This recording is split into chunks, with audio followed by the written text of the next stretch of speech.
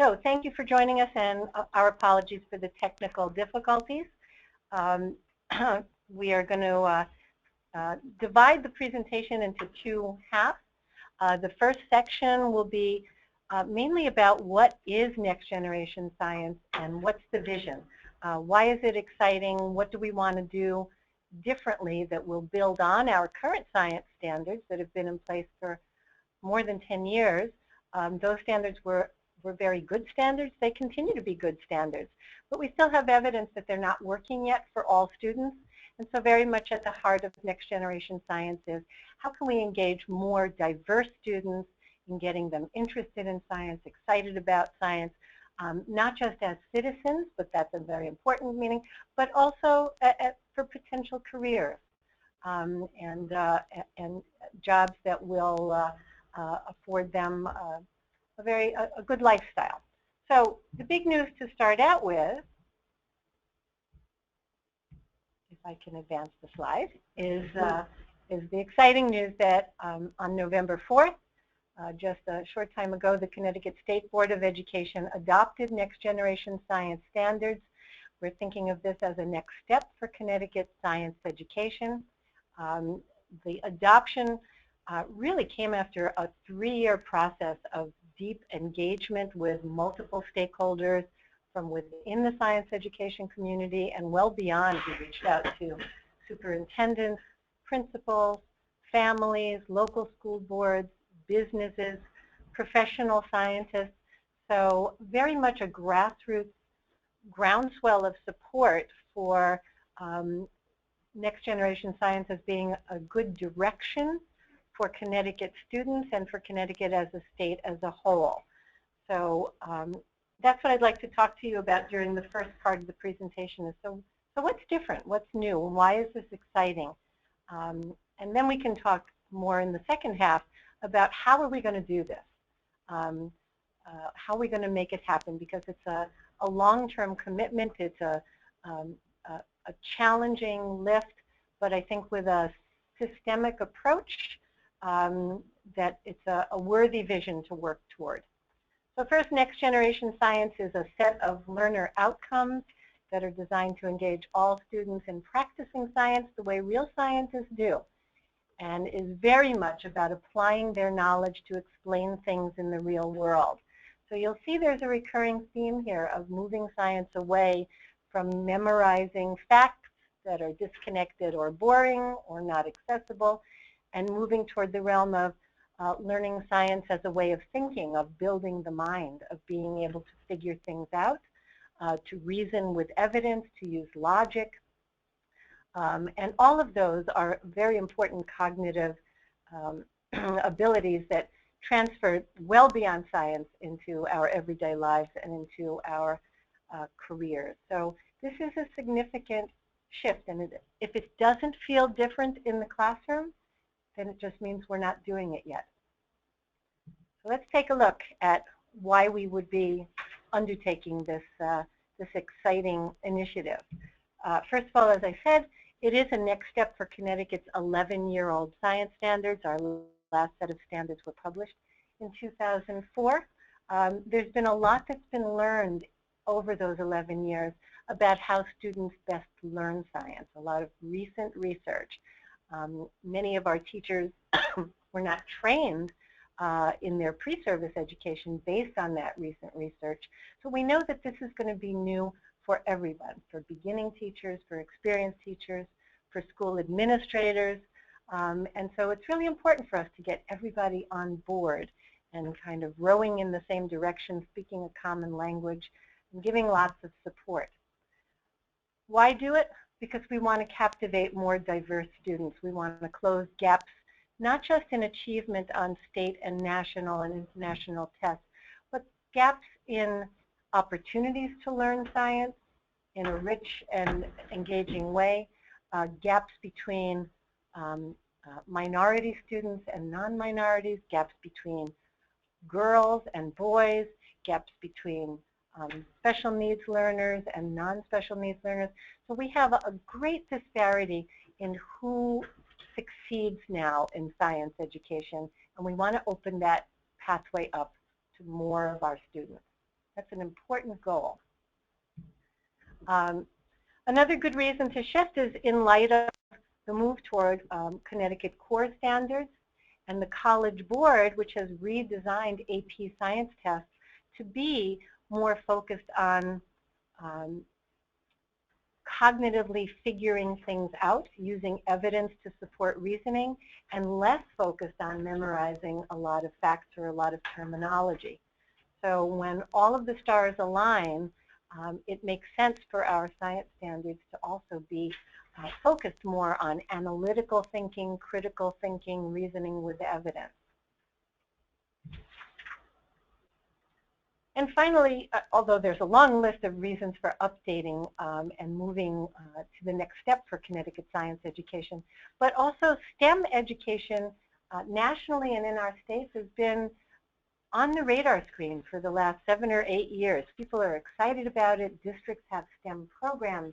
They have STEM schools. They have STEM courses. They have STEM curricula.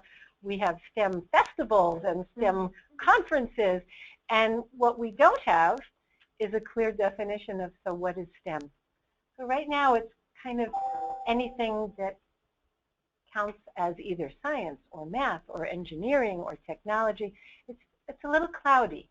And so we can draw on the next generation science standards to more clearly define what is STEM as an integrated approach to integrating the use of mathematics and language skills and engineering surrounding science. So it will help us with getting an integrated understanding of STEM. So lots of good reasons for why do this.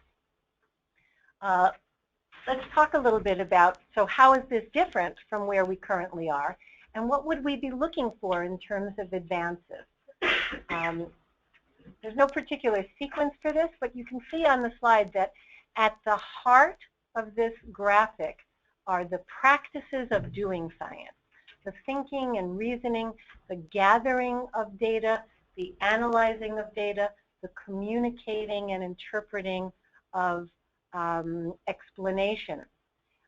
And those three components, the practices of doing science, the content of explaining science, and these cross-cutting themes that serve as lenses that help students make sense across the science disciplines.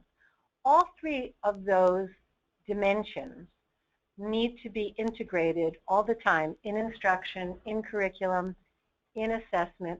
So no longer would we be separating science inquiry from science content. In other words, we don't just learn about science inquiry in a vacuum. We use science inquiry to deepen our understanding of science concepts and how they can be used to explain real-world phenomena. So integration is a very big component of next generation science. So those three dimensions are now have come to be known as three-dimensional teaching and learning.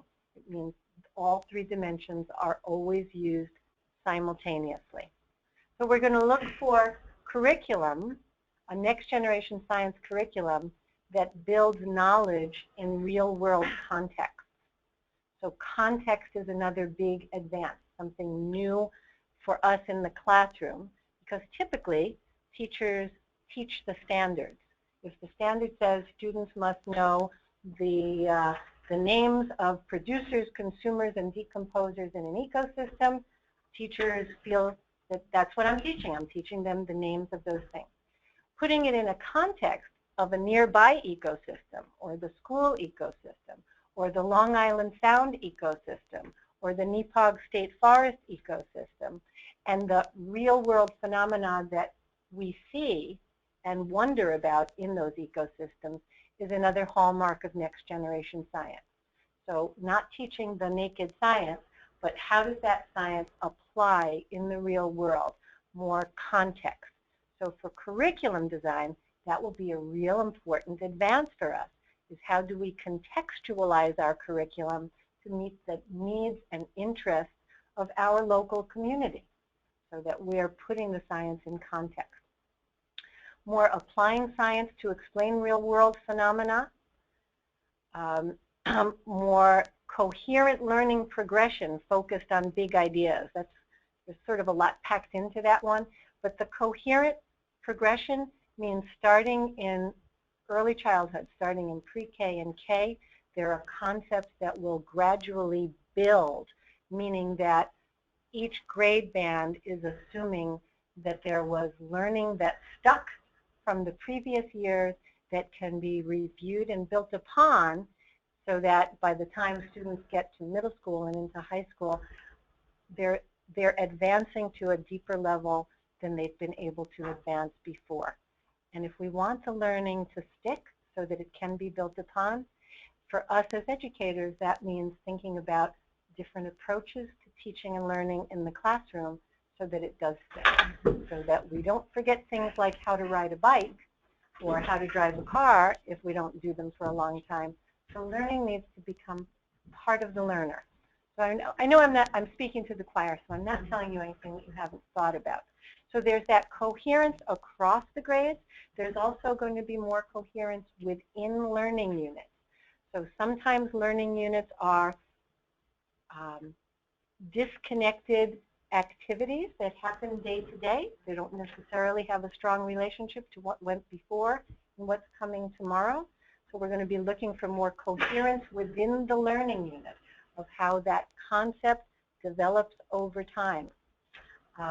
We're also going to be looking for a focus on big ideas and the activities, the learning experiences that students will participate in, contribute and refocus constantly on the big idea so that students know, why are we doing this? What is this all about? What are we trying to figure out? Because there's a lot more figuring out in next-gen science. So more focus on big ideas, less focus solely on details or vocabulary terms. We're not saying that the details or the vocabulary goes away. We're saying that that alone is not sufficient. That contributes to understanding the big idea. You're going to see much more evidence in classrooms of students reasoning with evidence. It's another bridge for science into the Common Core, because Common Core English language arts standards and mathematics standards are very strong in calling for reasoning with evidence. For us in the science education community, it's about our learning about how does reasoning with evidence in a science classroom look similar to and different from reasoning with evidence in an English language arts class and in a math class. So there are commonalities, but there are also distinctions about what those practices look like in each discipline. Two last advances, things that would look quite different to us, is the fact that science knowledge in next-gen science is applied to engineering design, giving students an opportunity to be creative with their science knowledge, and again, bringing it back into the real world. How would this knowledge help humans or help me in any way? Where would I ever use this knowledge? So the engineering design process is now part of the science standards in every grade, not just for some students, not just for a few students who take an engineering class in high school. That will be a big change for us. And finally, students much more of discussing and critiquing ideas. So it's more than just students talking during class or answering teachers' questions. It's literally students engaging in discourse and questioning each other's reasoning and grappling with the quality of the evidence that supports that. So a lot of very exciting things, very challenging for teachers, challenging for administrators, but worthy goals that we're hoping to aim toward over a gradual 5 to 10 year transition plan, which we'll talk more about.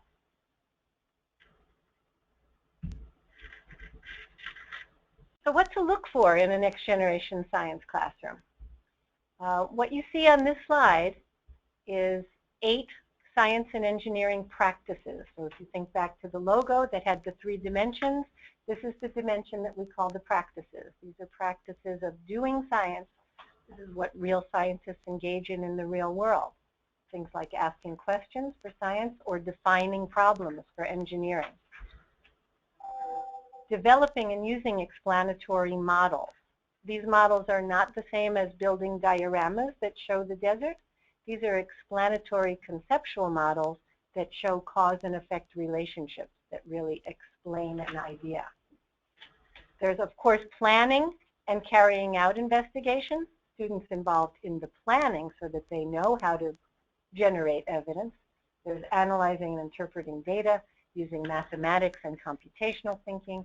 There's developing explanations, and I emphasize developing as opposed to repeating explanations. That would be a shift.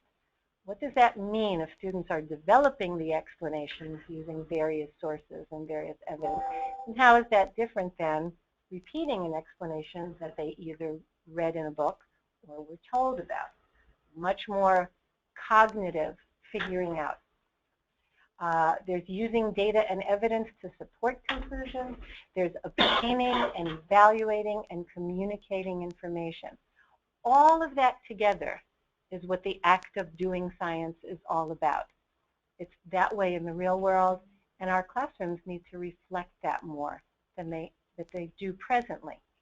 When you look at the 8 science and engineering practices, you'll probably see some of them that have strong bridges into the Common Core English Language Arts and mathematics standards. For example, the practice of obtaining, evaluating, and communicating information gives us rich opportunities to use those Common Core ELA standards for reading, writing, speaking, and listening in the context of something that's interesting and exciting and energizing for students. When you look at the practice of using mathematics and computational thinking, although it's very generic here, the Common Core math standards give us the specifics that would be filled in at each grade level. What mathematics should a 3rd grader be using in service of figuring out what a plant life cycle entails and what are the living and non-living things that plants need in order to survive. So all of this would be contextualized in real-world phenomena. But there's specific mathematics to be used in service of science, in analyzing and interpreting data, another one of the practices. So we have opportunities to integrate language arts, mathematics in service of science, and science, likewise, in service of students getting better at using those ELA and math skills. So when one walks into a next generation science classroom on any given day, these are the practices that will be going on every day. Not all of them, but over the course of a learning unit or over a week, those are the practices that are used by students in order to learn, in order to develop and construct their understanding. So if one goes into a classroom every day and only sees students obtaining information and writing notes, which is one of the practices, but if that's exclusively the only practice that's seen, then that classroom is missing 7 other science practices and needs to shift in order to include all of the practices over the course of time. So this is what the classrooms of the next generation science look like. So when we talk about 3-dimensional teaching and learning, again going back to that graphic with the practices, the content, and the cross-cutting connections all integrated together, here are some examples of how what we now count as evidence of learning would shift. So the column on your left, on the left side of the screen, shows Connecticut's current expectations for CMT and CAP, just a selection of them. You'll note that in green, the green font words are verbs that describe what's the student action. And you'll see, describe the effects of strengths of pushes and pulls, describe the basic structures of an animal cell and how they function to support life. Pausing there, students are expected to describe it. In other words, if they could choose a multiple choice question or write a simple sentence that gave the right answer. That's where we are currently. Where we would go in the next generation with similar content, when we look at the right-hand column, students would be expected to plan and conduct an investigation to provide evidence of the effects of balanced and unbalanced forces on the motion of an object. So very similar content, but look at the green verb phrase in terms of what students are expected to do to show evidence of what they understand. Similarly, in regards to another example with cells and how cells support life, rather than simply describing or naming parts of a cell, students would be expected to develop and use a model to describe how the parts of the cell function to support life. And develop a model, again, doesn't necessarily mean replicate the model that you just saw in the textbook. It's really developing that mental model. The third row in these charts are also an interesting advance. Currently, Connecticut science standards are very strong in scientific inquiry. We have inquiry standards for early childhood, for grades 3 to 5, for grades 6 to 8, grades 9 to 12, but we assess the inquiry standards separately from content. So while it's true and it's important that half of the questions on CMT and CAP are questions that measure students' understanding of inquiry, but it's inquiry separate from content. So what you see, again, under current Connecticut standards is we have this general expectation that students will use mathematical operations to analyze and interpret data and present relationships, but it's generic. When you look under the next generation version of that, you'll see how that same use of mathematical representations is now linked and integrated with specific content. In this case, how natural selection may lead to increases or decreases in specific traits in populations over time. So this integrates, again, the use of that scientific practice, the use of mathematics in service of science. So many people find this kind of an interesting and easy way to say, okay, so where are we now and where are we going? And how is that raising the bar in terms of what counts as learning? So simply remembering information is not sufficient anymore. That doesn't count as learning. Students have to be able to show what they know through the use of the science and engineering practices, much more performance-based. Here are a few examples of real students doing this. So we're going to look for more evidence of integrating science and math and ELA and engineering in order to understand real-world phenomena. This is a group of students that were given the challenge of designing a school butterfly garden, which is also quite different than hiring somebody to come in and install your school butterfly garden.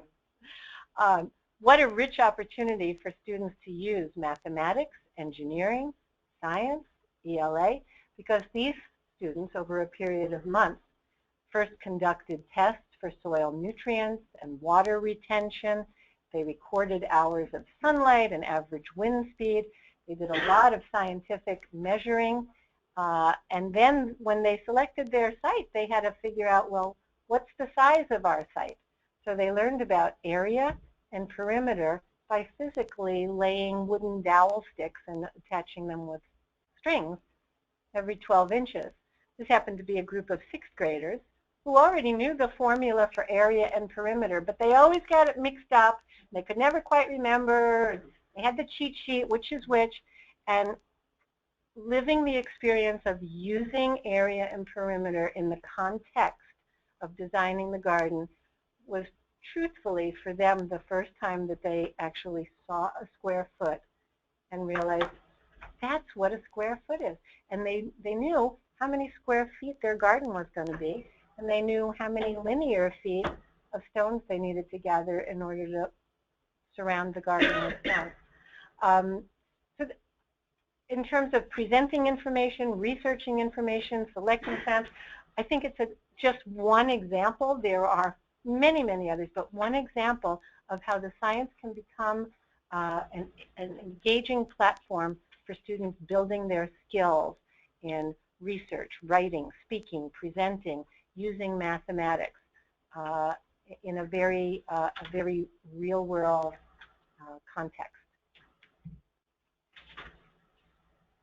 In terms of engineering, again, it's integrating science, math, ELA, and engineering to solve real-world challenges.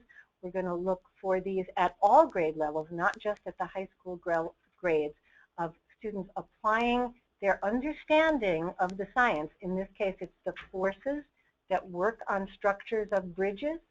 So there's a great deal of physics there, and you can't succeed at the challenge unless you understand how those forces operate. And it's using the engineering practices to test structural strength and expose design weaknesses. So really, a lot more communication, a lot more problem solving, a lot of opportunity for creativity, but not just random creativity. The creativity is informed by knowledge of the science and the engineering processes. This slide shows a quick example of how the Common Core standards for ELA and math can support science, and how the science standards can support students' proficiency in literacy and numeracy. So the first standard comes from Next Generation Science. It's a 4th grade standard. It's a performance expectation that asks that students construct an argument that plants and animals have internal and external structures that function to support survival, growth, behavior, and reproduction. So they're constructing an argument, which means they have to have had numerous experiences with plants and animals over time. So this performance expectation is the culmination of many, many learning experiences, and this kind of gives them a chance to put it all together to construct the argument. Now, while they're having these learning experiences with different plants and different animals under different conditions, and how those adaptations or body parts enable certain plants to grow in certain locations or certain animals to thrive in certain locations. While they're doing that, in the process, this Common Core ELA grade 4 writing standard could become the focus of writing their opinions and supporting their points of view with reasons and information. So they're doing, some of their experience is hands-on, firsthand. Some of their experience is research and reading, and they can be applying that ELA skill, writing skill, in the process of learning about the plants and animals and their adaptations. Similarly, there's a 4th grade math skill that talks about recognizing a line of symmetry. Now, ordinarily, you wouldn't think very much about how does geometry have anything to do with the natural world, but think about a butterfly and think about symmetry. Think about arms and legs on any animal and think about symmetry. And if we currently only teach about symmetry in terms of a square or a triangle, how interesting to apply it to the real world in context and say, huh, symmetry is really everywhere. The natural world is full of it. So this is just a quick example, and what's very useful for educators in Next Generation Science is the fact that these connection opportunities to bring in Common Core ELA standards and math standards while working toward a science performance expectation are right there in the standards themselves. So this is an example from the 5th grade Next Generation Science standards themselves. This is what the page has, a lot of information on it. But the top part of the page says students who demonstrate understanding can support an argument that plants get the materials they need for growth, chiefly from air and water. So that's the science culminating outcome, right? In the colored boxes below that are the practices that are in use just for that performance expectation. What's the main science concept, which is that plants acquire their material for growth chiefly from air and water. That's a big idea.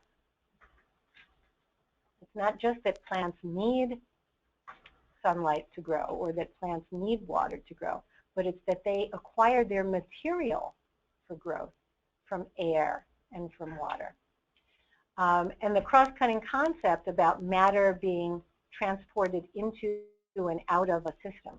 So those three dimensions of science are all wrapped into the performance expectation. But as we scan down the page to the bottom part of the page, you'll see connections to other science standards within the grade. You'll see connections to other science standards at earlier grades and later grades.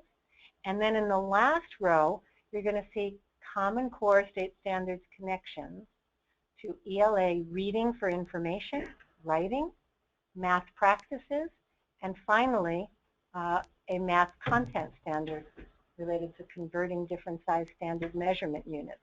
So lots of guidance for curriculum developers to design coherent learning units that purposefully and practically integrate, intentionally integrate standards from across the disciplines. And I think that probably the desire is there on the part of many teachers. We only have so many hours in the school day, so if we can, in the interest of efficiency, if we can help students to learn those standards in a more efficient and effective way, I think it's all about intentionality.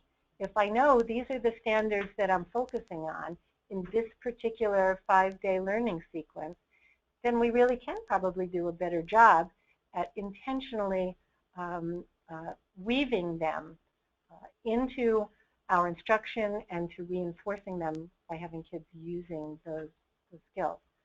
So many opportunities not to use Common Core ELA standards as the only way that science is learned, because that's only one of 8 science and engineering practices, but to see where science and math and ELA naturally fit together. You can't do science without communicating, reading, writing, publishing, and calculating and analyzing data. I mean, they are natural members of the same family. So we've talked a little bit about what to look for in the science classroom. We're going to look for kids every day using any number of those scientific practices. What does this sound like? We're going to be looking for students talking to each other, not just answering the teacher questions. We're going to be looking for building on and challenging each other's explanations and developing language skills for both language learners, but also for native English speakers to expand their use of descriptive language in order to communicate their ideas, not just to memorize definitions, but language as a vehicle for communicating thoughts and ideas. And that's often a barrier that we can do a much better job by nurturing this discourse. So we're looking for the building of social skills, a team mindset. Science is a team sport. We do it in collaboration. In the real world, that's what scientists do. They work together, they challenge each other, they draw on each other's ideas to collectively build a deeper understanding. So I have a short 3-minute video to share with you. This is a group of 4th graders who had been engaging in studying properties of matter. They're learning about solids and liquids. And they had, previous to this discussion, done an experiment with dropping cubes made of different materials into a container of water, and they're trying to figure out, is it the size of the cube or the weight of the cube that makes the difference for how much the water level rises? So let's listen in and see if you can find evidence of students building on and challenging each other's explanations.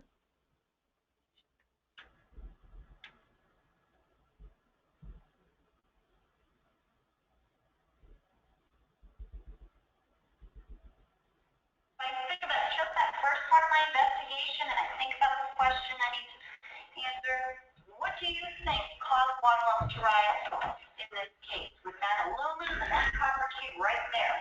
Okay, so we're going to talk to the group about the conclusion you came up with. Just make sure everyone's looking came up. We found out that we stopped because it was because of the volume.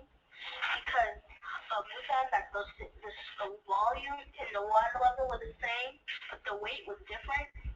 And I thought that if the weight was there's more weight in the copper tube than the aluminum tube, then I think it should depend on the volume because the weight, if it was more, if the copper tube is more, then it would have more volume.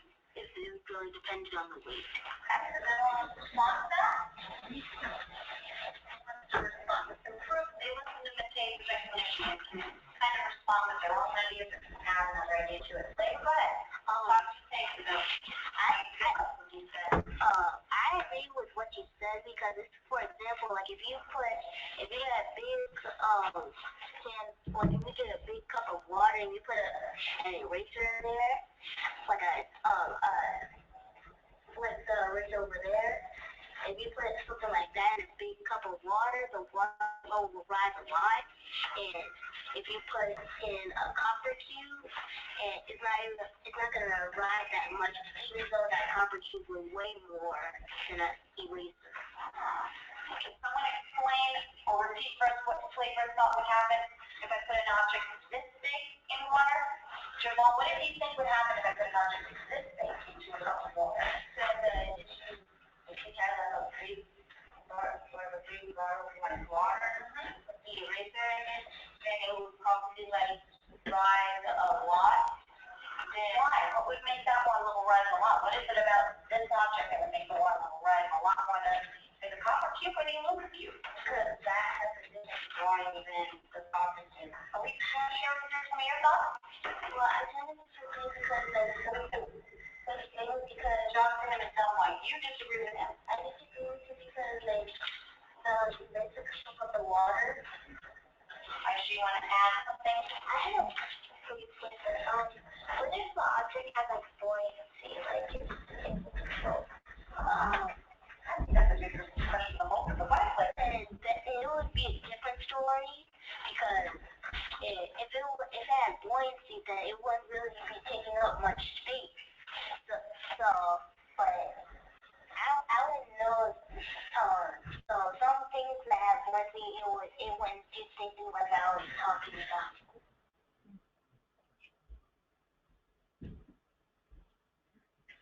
So just to reflect on that little classroom scenario, definitely evidence of students building on each other's ideas, thinking through an experience that they had. Sometimes their explanations are partial. The language sometimes is confusing, but you can really sense a lot of figuring out going on.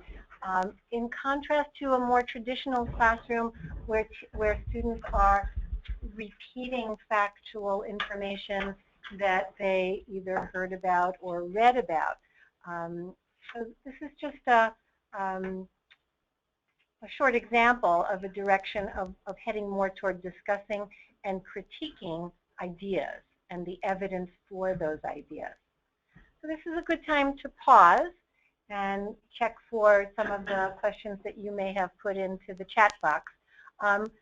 Right now, let's just take questions about the NGSS vision, questions about how we're going to implement it and when the state test is going to change. We'll address those at the end of the next section.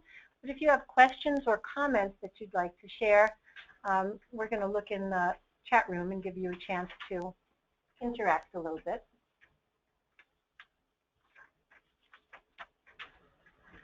Okay, great.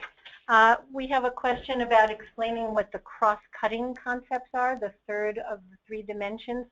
Those are thinking organizers such as cause and effect, pattern, system,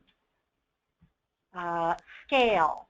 They're big ideas that are overarching that can be applied in different situations, but that serve as a lens for student thinking about how relationships exist in the world.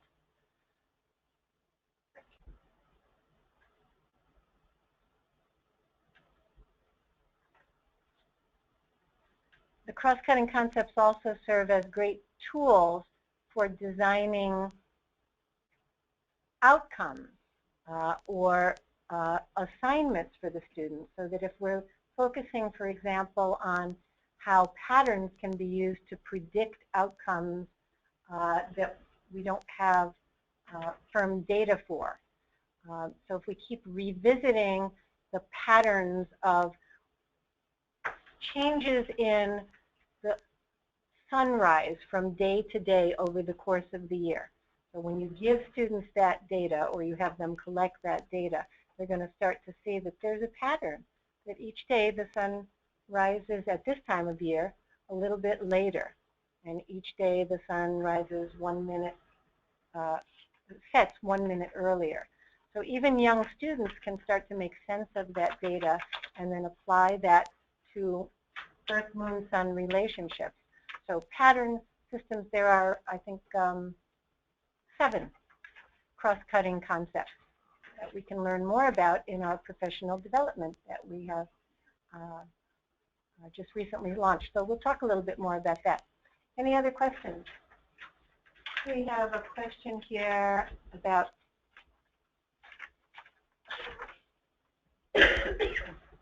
elaborating a little bit about mental models as opposed to physical models. All right. So I'll talk from experience. I spent 10 years teaching elementary and middle school science, and this is back in the pre-next generation science days. So I was guilty of this too. But we used to teach about cells, and as a way to engage students in learning about the cells, we would ask them to build a model of the cell and all the little structures that are inside. They're called organelles, and they would use, building the model, they would use foods. We'd have a Jell-O model, and everybody would bring their models in, and then at the end you'd get to eat your model if it was edible. And when I reflect back on that, what the purpose of building the model was really to help them remember the names of the organelles. There was no opportunity to talk about the structures of those little organelles and how they related to what does that structure do and how do they work together to keep the body alive. I'm like, whoa, that was not coming out of that little food Jell-O model. That was really about the names of the mitochondria and the cell wall and the cell membrane and the nucleus, and they learned the names. Learning names really didn't help them make any sense at all of how the cell is this small unit of life, and when cells act together as tissue and as organs and as parts of systems, that's what keeps the human body alive. I honestly say I don't think my students ever really got that point, but they knew the names of some of the organelles, and I too learned it that way. So I can tell you, as long, and many other people can tell you, that the mitochondria is the powerhouse of the cell, because that's what the textbook said, and that's what I remember, and I don't have to have any idea of how the mitochondria works or what it does, but when I see that question on a test, I'm going to get it right. Mitochondria is the powerhouse of the cell, but I missed the big idea. What does that have to do with energy and keeping the body warm and growing? So it's always going back to the big idea. So the kinds of modeling that are in next generation science are different than model. It's modeling as a verb, as developing and constructing explanatory models that show these cause and effect relationships, that have the explanation of the idea within them. Sometimes they're diagrams, sometimes they're labeled, sometimes they're physical models, but what's key to them is that they offer the explanation of what's going on there. How does that stuff work? And finally, I think this is our last question for this point before we move on.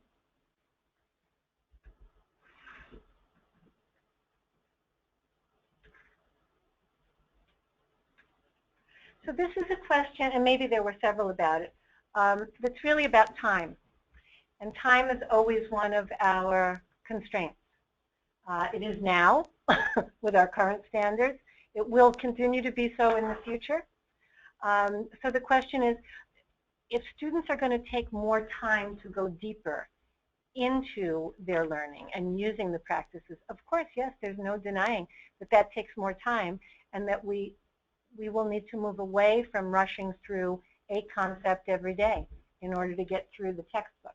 So yeah, we'll have to make some really strategic decisions about what is most important to teach and what can safely be left for another grade or another time. Those are always challenging decisions to be made. I will say that there is still a lot of, there are a lot of core ideas within Next Generation Science. And so I will say that by working together through curriculum design institutes, that teachers and higher ed faculty and not just from within Connecticut, but from across the country, we will figure this out. What does it look like in curriculum? But it's going to look significantly different than the way we currently design curriculum, because that tends to be an individual teacher thing right now. And I think it will need to be more collaborative so that we can make those strategic decisions about how much time should I be spending on this and how much time can I count that you will take it further or that the previous teacher built the foundation. We have one last question for this section.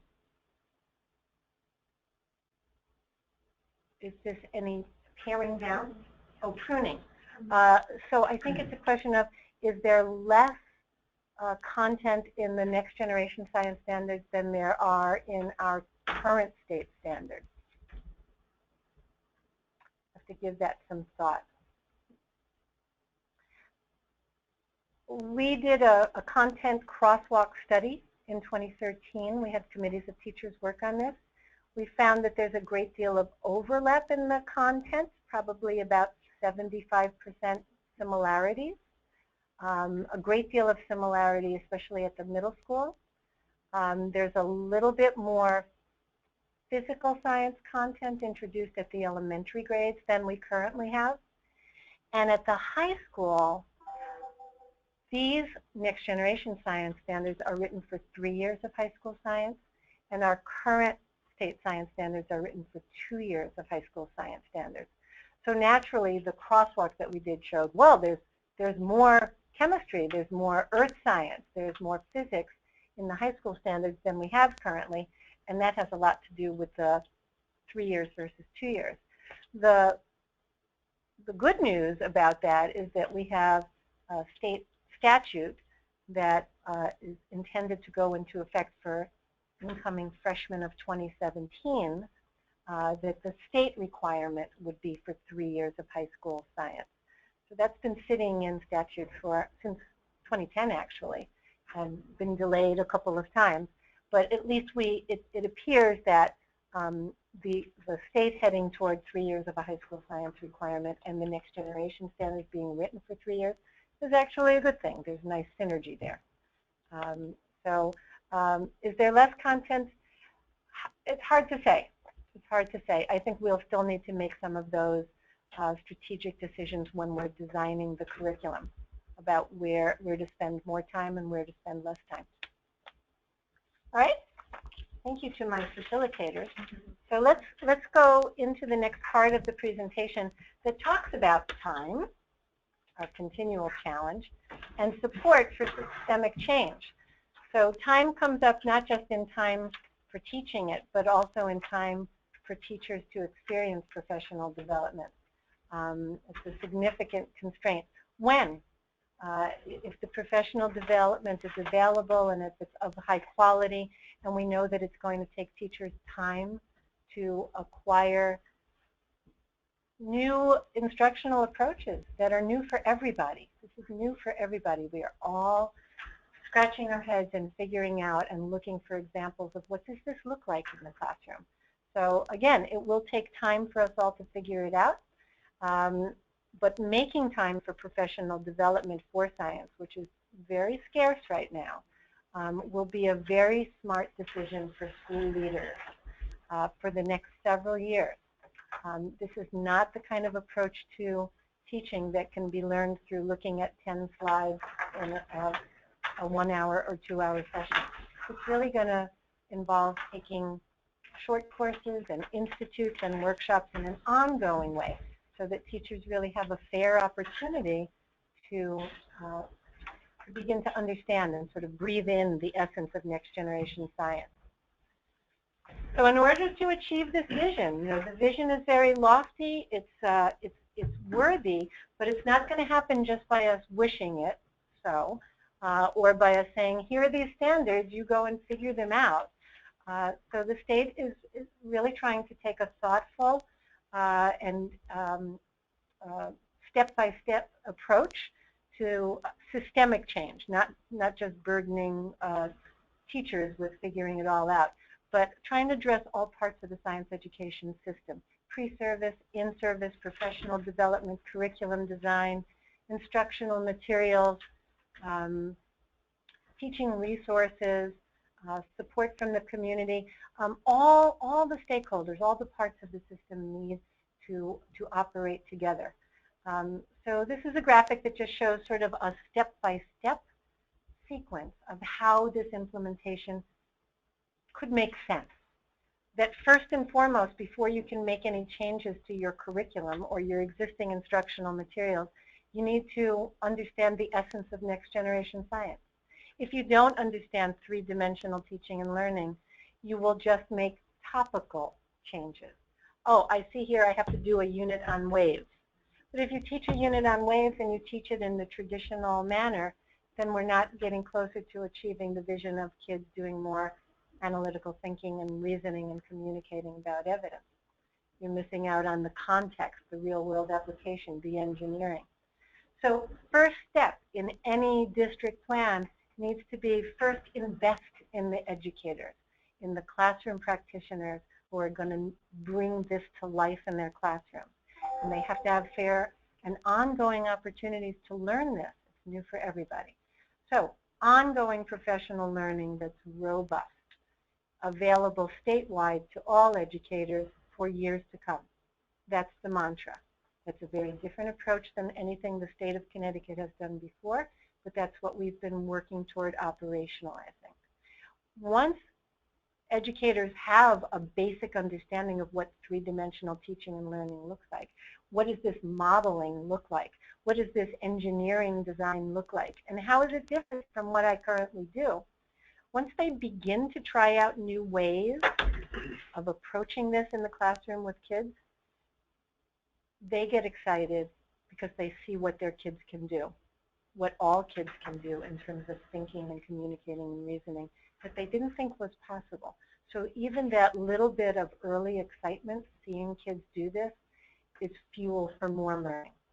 So with the basis of professional learning, then educators at the district level can begin to work on curriculum adaptations, on redesigning existing learning units, and on accessing available learning units. Don't forget, Connecticut was number 15 of the states across the country that have adopted next generation science. Michigan followed us last week. There are now 16 states plus the District of Columbia. They represent well over a third of the nation's student population. So we are part of a national movement with experts across the states, not just our own homegrown people, who are now working across state lines to develop resources and professional development.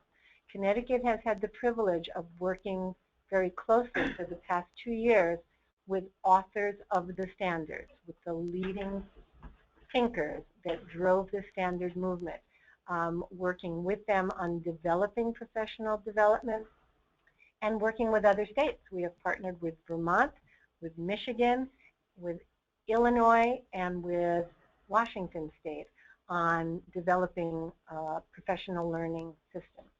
So that's also quite new for us. So accessing what's available nationally for curriculum adaptations. Once we redesign and incorporate three-dimensional teaching and learning into curriculum, then that's when school leaders and peers should begin to look for adaptations to the instruction. What does the classroom look like? What do I look for? When I see the students using these practices of posing questions, designing preliminary models, and then revising those models as new evidence comes into the picture, we go back and we revisit the models and we say, oh, that was a partial explanation, but that model is no longer working because now I know that now I know about this, so I have to account for that in my explanatory model. So the instructional change in the classroom begins to happen after curriculum has been adapted and after professional development. And then, of course, we have to have parallel adaptations made to our current state assessment. And three-dimensional performance expectations, like the ones that I showed you, are very challenging because they're quite different than our current test questions are, which tend to be multiple choice or short constructed responses. If a performance expectation has all three dimensions, the practice, the content, and the cross-cutting theme all wrapped into it, how do I pull claim about what a student knows from a single question about all three of those at the same time? So it's presenting challenges for assessment development nationwide, and where we are is at the early stage of designing those new assessments. So we know it's going to take at least 3 years before the state can begin to say, we think we're ready to start assessing these next generation performance expectations.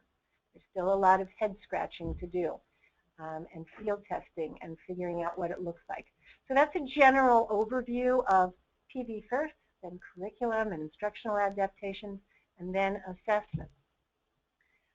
This may look a little busy, but this is probably the slide you've been waiting for. This is a draft of a 5-year implementation timeline. I think I really want to emphasize the fact that just because the state adopted on November 4th, it doesn't mean that this week everybody was supposed to start teaching next generation science standards. In fact, the opposite is true.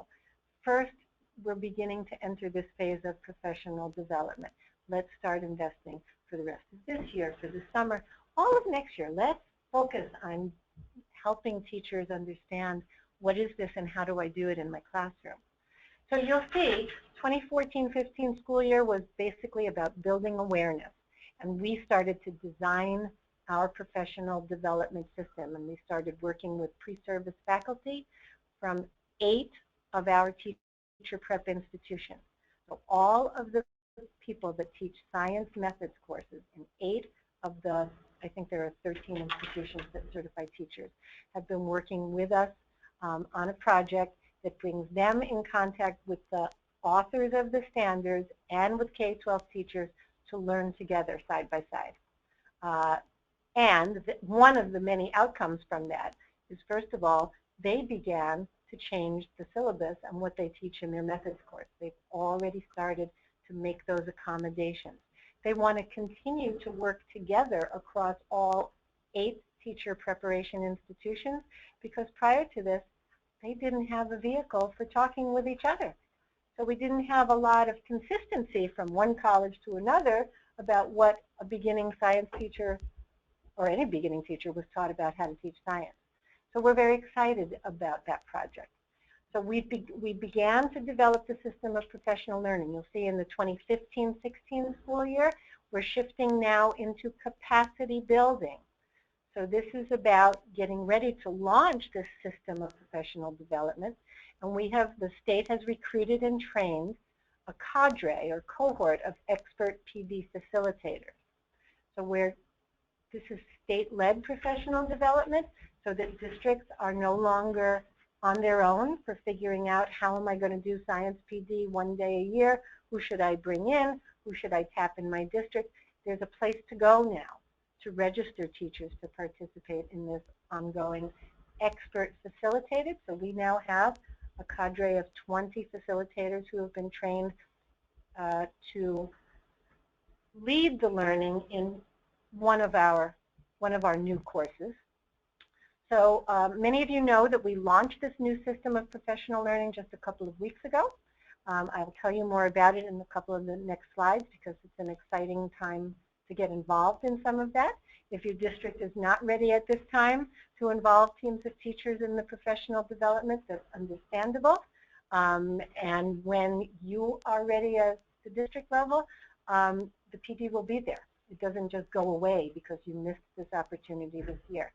So we will be offering spring, summer, winter, fall sessions during school, after school, weekends, whatever works for as many people as we can possibly make it accessible to. So the 2015-16 school year was about capacity building, and there's your State Board of Education NGSS adoption, which just happened a week and a half ago.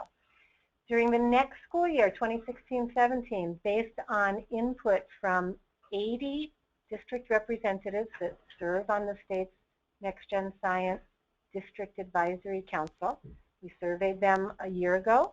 We said, how much time do you feel your teachers need in your district in order to learn these new approaches to teaching and learning before the state changes its tests? And they told us we need 3 years. So we've designed this plan around that input from the district leaders. So basically, we are not suggesting that anybody rush into changing curriculum yet. And to some districts who have already forged forward, this doesn't mean that you are wrong. This is just one way to think about it. So every district is at a different place in where they feel they have embraced next-gen science.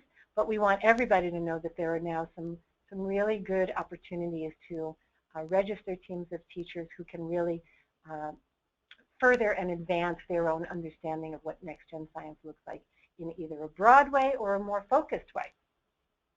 So we are thinking that next year should be a lot of professional development. During that time, as the state begins to redesign a state assessment that can measure next-gen science performance expectations, we're also looking to expand to a system of state science assessments that include local assessment resources that would be voluntary.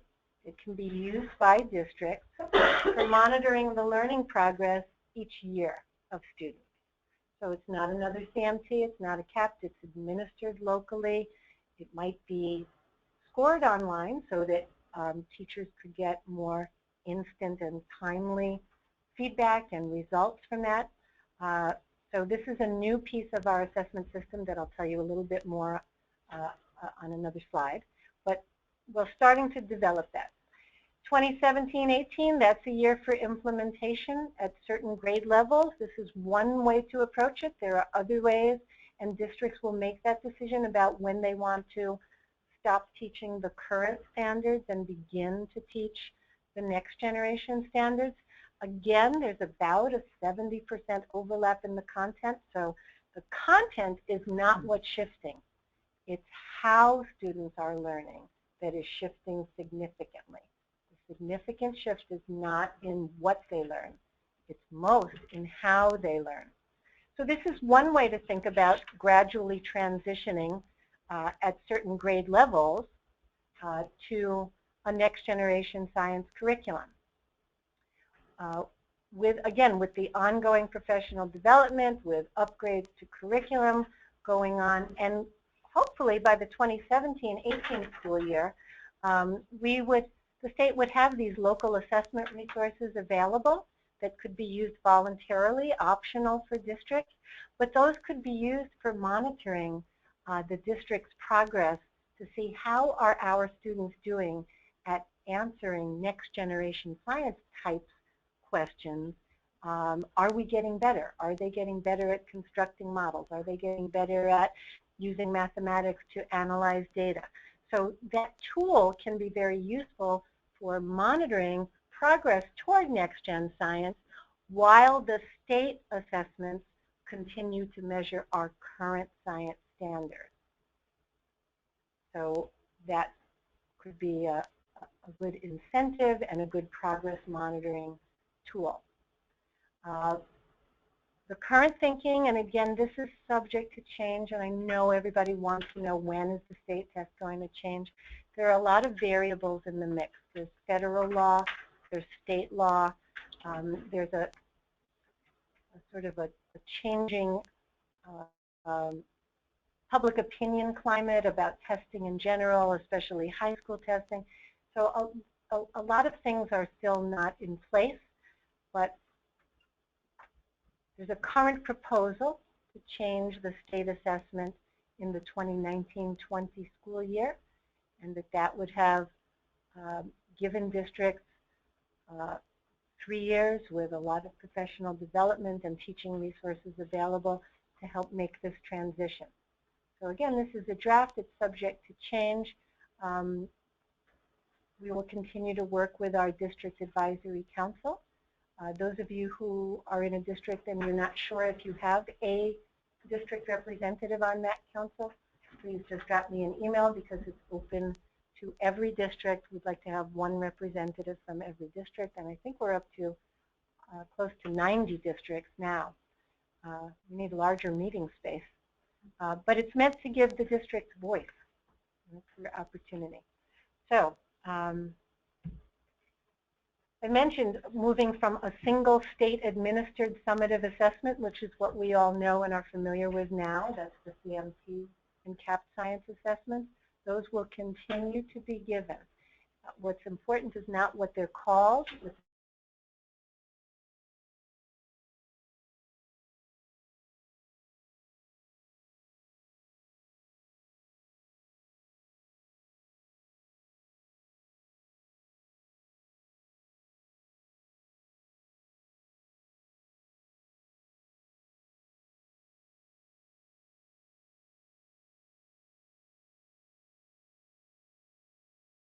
The addition of this local assessment resource tool that districts can administer for monitoring their progress and for using in a variety of ways, as end-of-year tests, as pre- and post-tests, there's probably an unlimited number of uses for these resources, that would help incentivize sort of making this gradual transition through a hybrid and then ultimately into next generation science. The blue piece of the pie chart also comes, this whole recommendation of a system for science assessments comes from a report issued by the National Academy of Science. The report is called Assessing Next Generation Science, and the recommendation is to not rely on a single assessment given once every few years, but to give more timely, more informative, more complete profile of student learning than what we can do with our very meager state assessments right now. And we'd like to be able to say more about what students can do well, what they need more work toward, how they're making progress, rather than just assigning a number to a child that is not very informative. So we have state administered, we have locally administered assessments. The other interesting part about the local assessment resources we're thinking of is that they would be co-developed with Connecticut educators who would get some significant professional development in Next Gen Science first, and then work over the course of the year of developing those tools that could be used for each grade level. I think it would be both great professional development, and it ends up in a very useful assessment and monitoring tool. And this other slice, this monitoring indicators of students' opportunities to learn next generation science, again, that comes recommended by the National Academy of Science. We haven't fully figured out what that might look like. What I will say about that piece of the pie chart is that we know that many elementary school students get little to no opportunity to learn science right now, and it's been that way for several years. We know that you can't build a house that doesn't have a foundation. You can't put the first floor up unless there's a basement that's been poured. You can't put the second floor on unless there's a first floor. So we know that this coherence K-12 is a challenge that we'd like to be able to address. We haven't fully figured it out, but we're going to continue to work with the District Advisory Council to come up with ways that would be beneficial, not just a compliance thing, but how can that help our kids and all kids. So that's just sort of an idea. I know you're all interested in the test and how the test would look different. Again, Nobody has invented these tests yet. We have 16 states that have adopted. Nobody has started testing next generation science standards yet.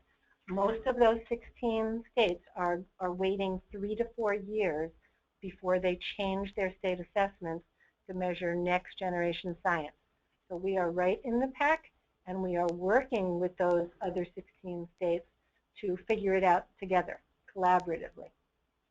We don't have a lot of examples to show, but the source of this example comes from this National Academy of Science report that I mentioned. It's called Developing Assessments for the Next Generation Science Standards. There's a link to it if you're interested in getting the publication. The traditional item, I'm going to put a disclaimer here. Connecticut science assessments don't have questions that are like this one, but this tends to be quite typical. When you read that traditional question, think for a moment about what does the student actually have to know in order to answer the question correctly.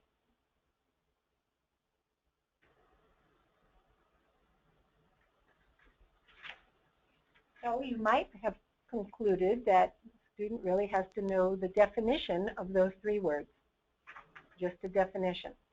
And you have a 1 in 4 chance of guessing right. That's not bad odds. So by contrast, the NGSS style, first of all, shows a model. All right, so here's a model of what causes volcanoes, what causes the Earth's plates to move. And so students are asked to use the model to show what's happening below the Earth that causes these big plates to move apart.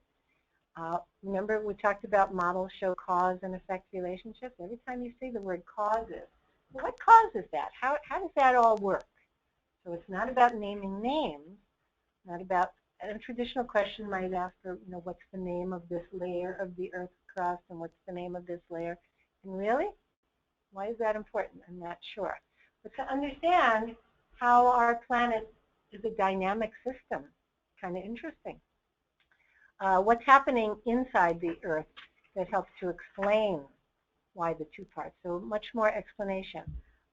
Use the model to show where's the oldest rock.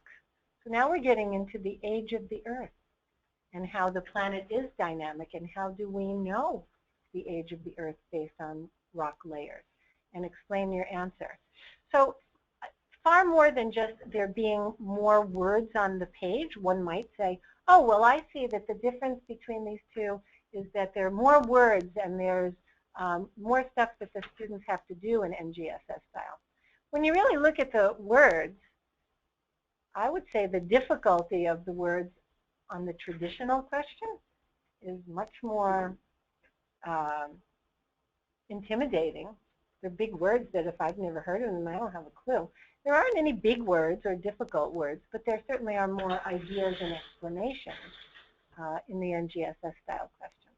So this is just an early example that came from this publication. Again, we don't have a lot of examples to share, but here's another one for you to take a look at. This is available by from a website that's under development by some of the standards authors of Next Gen Science. So it's always nice to sort of get inside their heads and say, well, what were you thinking when you wrote these standards? What does it look like? So I know many of you who are on the webinar are not science teachers, so I don't want this to in any way cause you to have bad memories of middle school science. But this is a question that's linked to a middle school performance expectation. The expectation is develop models to describe the atomic composition of simple molecules and extended structures. So to contextualize that, this is contextualized in oxygen. And oxygen is an interesting atom in that it comes in different forms.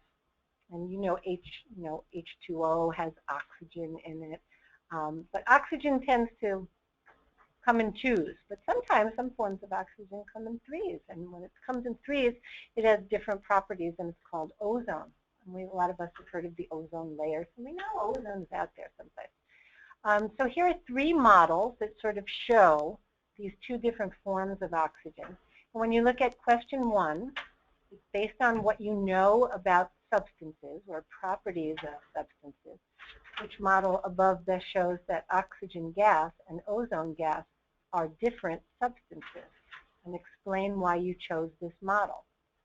So you have to draw on what you know about atoms. You don't have to have memorized anything. And then the second part of the question is explain why the other models do not work. So we don't have a lot of time to think about this, but you will have access to it. So if you would like to spend some time thinking about this, you can do so at your leisure.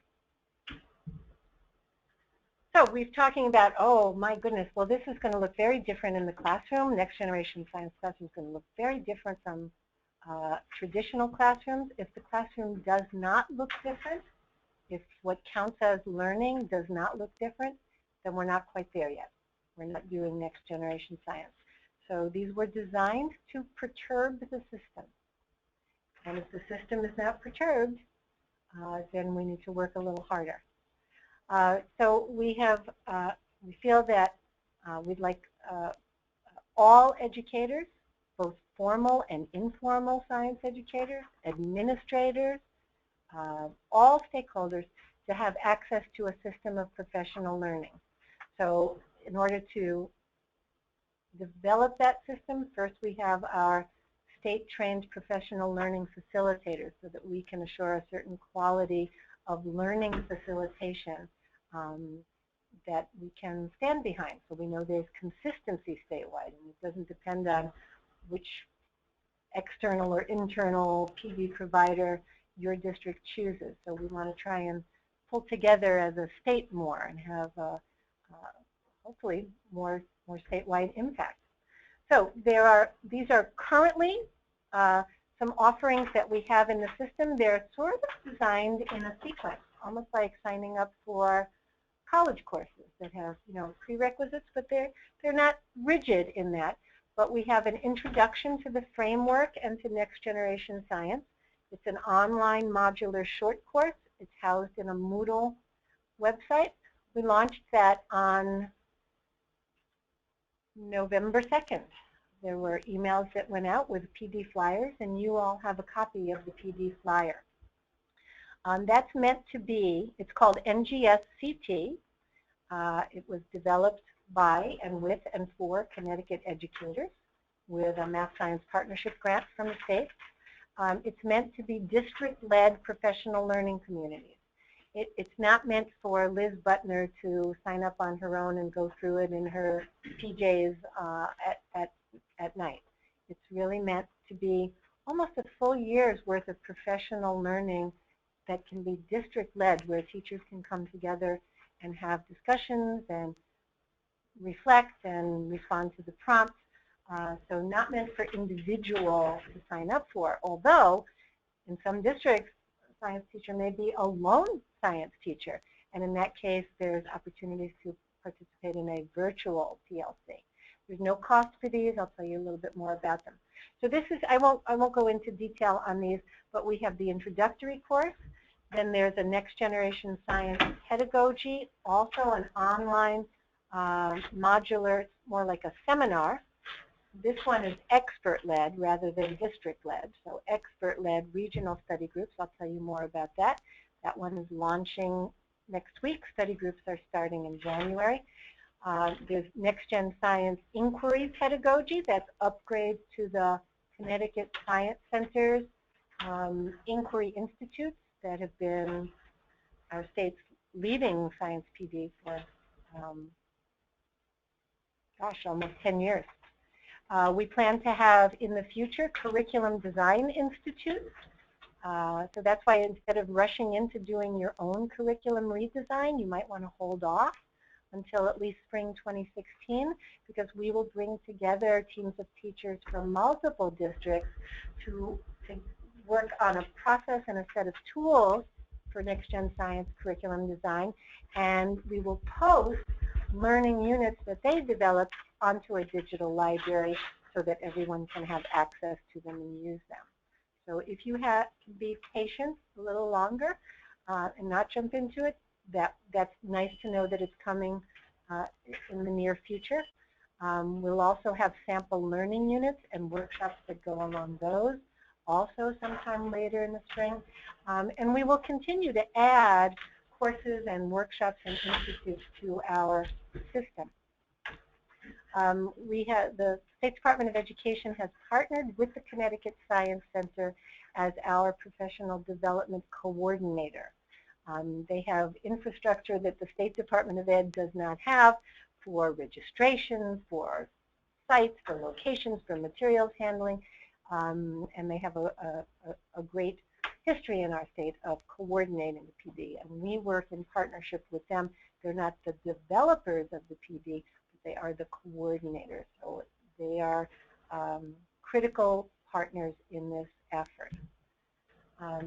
If you want to learn a little bit more about these two first offerings in our system, the Connecticut Science Educators Professional Development Day is this coming Saturday. It's at Hamden Middle School from 8 to 4. There's an entire strand about NGSS with national presenters who will give workshops about resources available through the National Science Teachers Association. We will have workshops that will give previews of NGSCT, the modular short course, and NGSX, the online, the web-based seminars. So you'll be able to get sneak previews of what are these short courses all about, and would I like to participate now, or would I rather wait until next year? So this is another way to learn more about Next Gen Science and about our PD. This is just a quick preview of Next Gen Science CT. That's the introductory course, broad knowledge, no prior NGSS knowledge required, designed with and for educators. This one is no cost, designed for PLCs, not just for individuals to be told, go work through this. Modules 1 to 3 are available now. Modules 4 to 15 are in development and will be released gradually over the coming months. And the list of modules is there so that you can see overviews about next-gen practices. So if people want to learn a little bit more about modeling or a little bit more about the cross-cutting concepts, there are modules about each of these dimensions of science, nature of science, engineering. So some of the modules are the sequence is locked in, and then the modules are available to be selected as your PLC chooses. So we're kind of excited about that. And that is operational now, and registration, the link is on the flyer that you all have.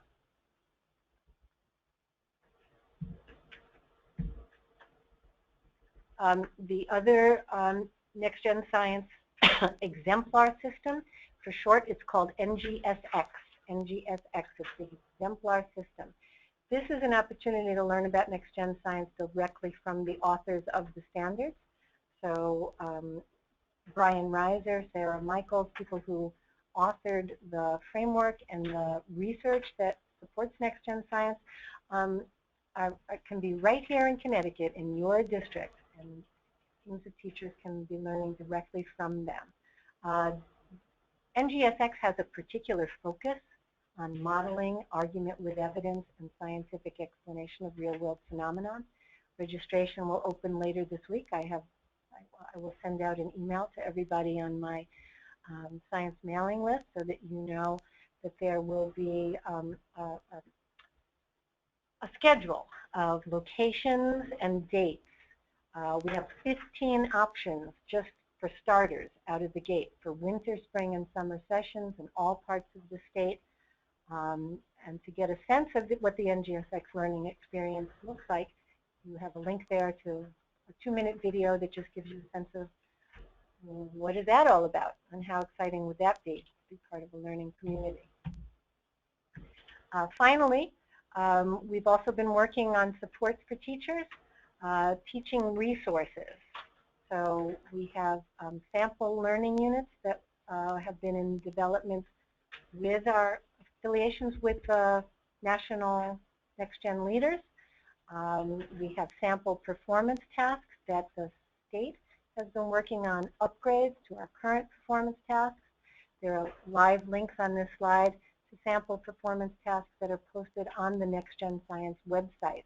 There are 4 performance tasks for middle school. There are 5, I think, for high school. These are all just teaching resources that illustrate what 3-dimensional teaching and learning look like.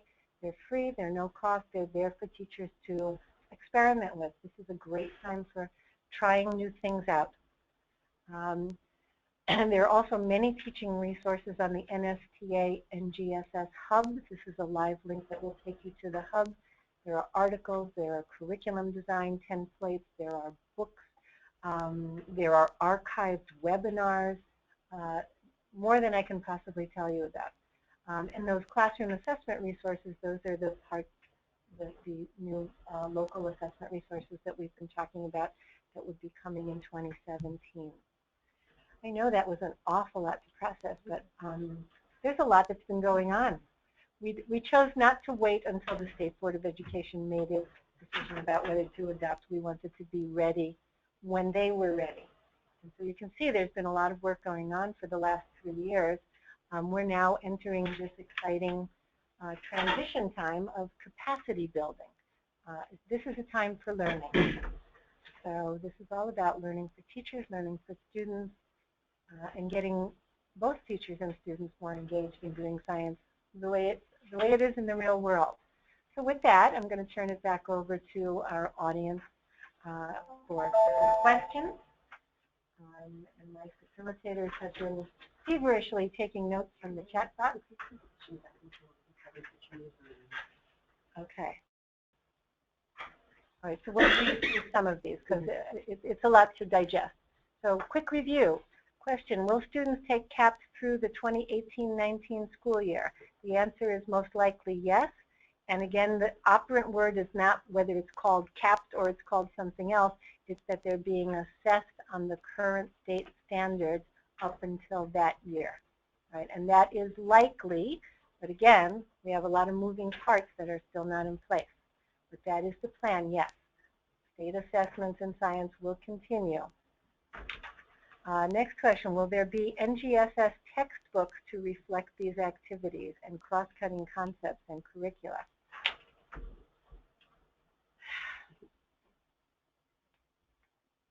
Well, you know what, if you were all here live, I would turn the question back around to you. And I would say, do you think that a textbook can engage students in the thinking and reasoning and using the practices that we see in some of the examples that we're looking at? Currently, to my knowledge, there aren't any textbooks that have been redesigned to do that. Textbooks are traditionally designed to spoon feed information to students. And what we do is we teach students strategies for how they can best remember that information. In the Next Gen Science approach, students are going to be having direct experiences, including reading of not just textbooks, but of other richer and more contextualized science writing, magazines, newspapers, journals, websites, and they will be piecing together and building understandings. I'm not saying that textbooks go away, but I will say that there are no science textbooks that are available currently that I know of that faithfully represent this vision.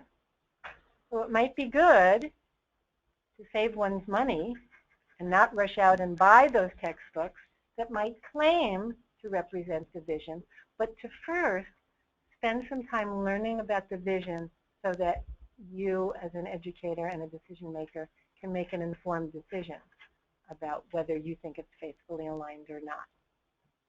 Let's see, next question. Will there be mandated science courses? I'm glad to see that question. There is currently a task force. This is task force number 2 that has been put together by the governor to work on the whole secondary school reform legislation.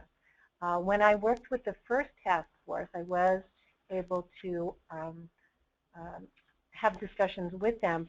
The idea is to give students multiple pathways to meet the standards in ways that are interesting and exciting and head them toward careers that they might be interested in. So we would like to have preserve the rich elective science courses that many districts have in place. Those are the courses that get kids excited, the courses in environmental science and astronomy and botany and forensics. So the suggestion that's currently on the table is to redesign those courses so that in those different courses they can be, students can be learning life science standards, earth science standards, selections of standards, so that over the course of 3 years of high school science, different students will have had opportunities to achieve different standards in different courses. But by the time everybody crosses the finish line, everybody should have had the opportunity to achieve the same set of standards, only in different ways. So that is what I understand is the current thinking, not to mandate that every student must take the same biology course, but to open it up so they can be met in different ways.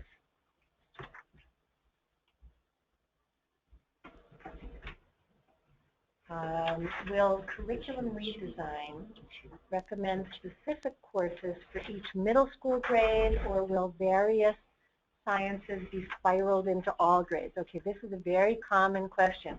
Will the state assign certain standards to specific grades in middle school, the way we currently do, because Next Gen Science is written for the entire grade band? And if the state were to continue its practice of assigning certain standards to certain middle school grades, would those be integrated sciences each year, life, physical, and earth each year, the way we currently do? Or would the state say, well, here's a year of life science, and here's a year of physical science, and here's a year of earth and space science? And so that question will be put before the District Advisory Council so that we can get their feedback on that. Currently, about half of the middle schools in the state organize with a full year of a single science discipline, and the other half take the integrated approach. I will tell you that Next Generation Science, that word integration showed up in a lot of our slides, didn't it? So integration across the science disciplines is a rich opportunity for helping kids make better sense of the science and how sciences are related. So I will say that there is research to indicate that an integrated approach is better for student learning. I will not go to, I will not say at this point that the state will mandate anything, and it's quite possible that the District Advisory Council may say, could the state give us various models that we can choose from? And so given where we are currently, that might be an outcome. So those decisions haven't been made yet, but I expect that they will be made over the next few months. They'll be made in the near future. And I think that captured most of the questions. Oh my gosh, I have more questions coming in. All right, here's a question. Will a state curriculum be created as a baseline for districts to use as a guide? That's a good question. It's a well-phrased question. A state curriculum could be a massive document.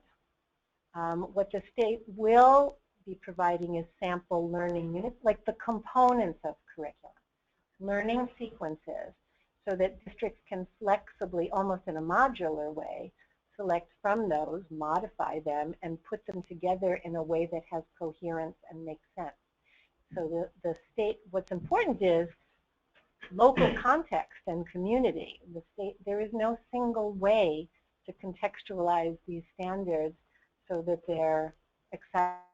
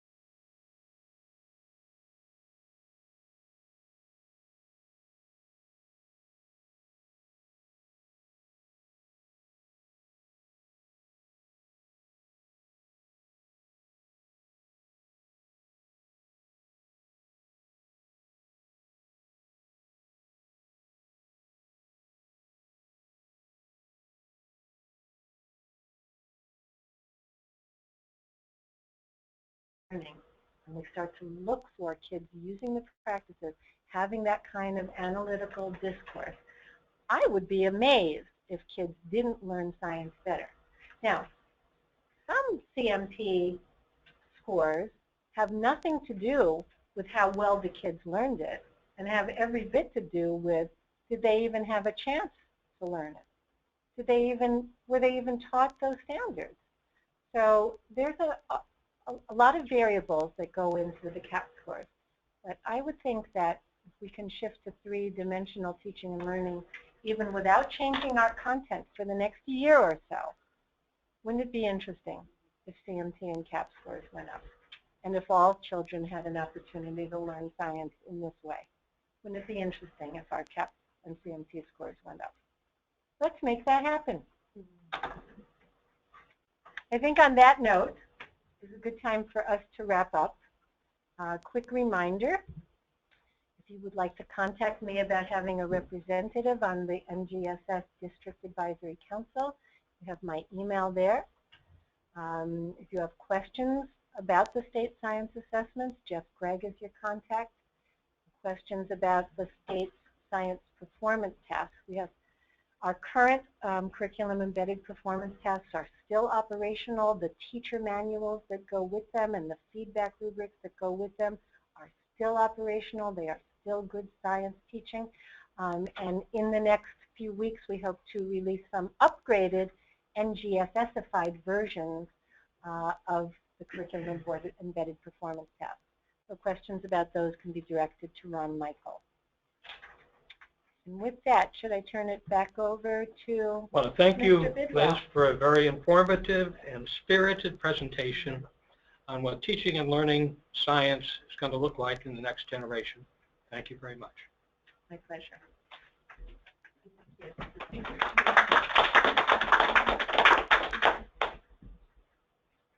So do we want to remind people how they